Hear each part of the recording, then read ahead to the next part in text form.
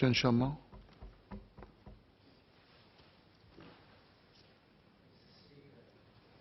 I support the extension of weaker coverage to a larger group of workers as proposed by the bill and urge continuing efforts by the Ministry to afford comparable protection to the more vulnerable workers currently excluded from weaker coverage because they are classified as self-employed persons, namely such workers in higher risk occupations and those who earn lower income and thereby are less able to weather the storm of work injury.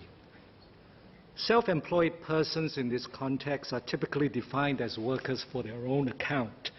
Weaker coverage is available to workers employed under a contract of service, but not workers for their own accounts, whatever their occupation or income.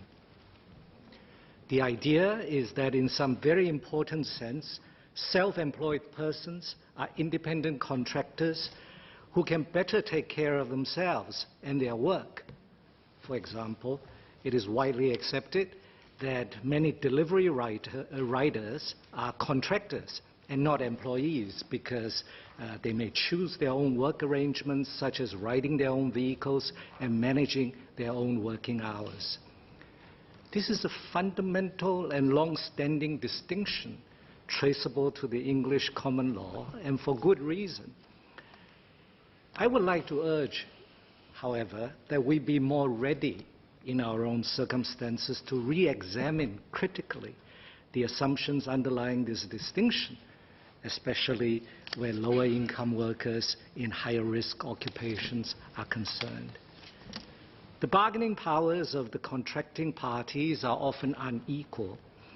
Let us continue to study how these more vulnerable workers for their own account are differently situated in meaningful ways from others employed under, say, a part-time or short-term contract of service.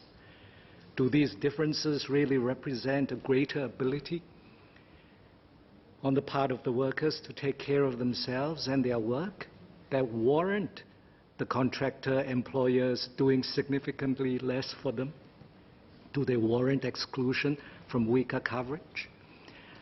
How many hours of work and at what time of day or week are in effect readily available for the worker to choose from, and on what notice? How much of a capital investment does an e-scooter for food delivery represent, for example? Also, sir, the tripartite work group on self-employed persons notes that the majority of self-employed persons in Singapore work in desk-bound, non-manual jobs where the risk of injury is low.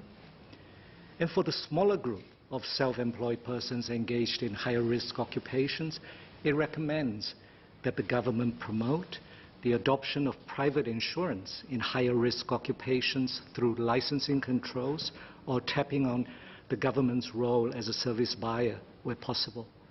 Sir, I look forward to reports in time from the Ministry on the progress it will have made in this area. Thank you.